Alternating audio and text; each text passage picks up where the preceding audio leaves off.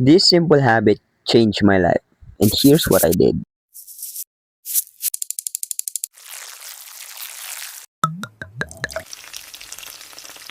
Hi, I'm Tux, and this is my journey of becoming the best version of myself. Most people ay mas pinipili nila yung mga bagay na instant. What I mean is, people nowadays don't even bother cook or prepare their meal. Mas gusto nila yung mga bagay na biglaan or mabilisan. But here's the brutal truth. If madali mong nakuha yung isang bagay, you won't appreciate its value. Kasi nga, nakuha mo agad. But if you work hard to obtain something, you'll value it.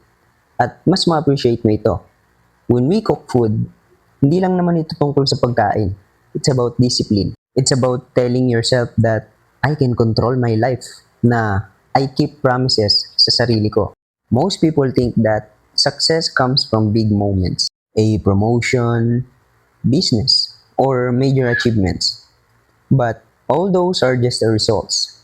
Nagsisimula ang success sa mga maliliit na bagay tulad ng pagpe-prepare ng mga ingredients, pagluluto, at hanggang sa pagkain nito.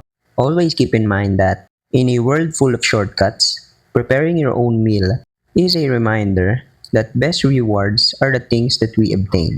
When you cook your own food, every ingredient tells a story of effort. At pagkakainin mo na ito, hindi mo lang pinapakain ang sarili mo. Ini-enjoy mo ang resulta ng iyong dedikasyon.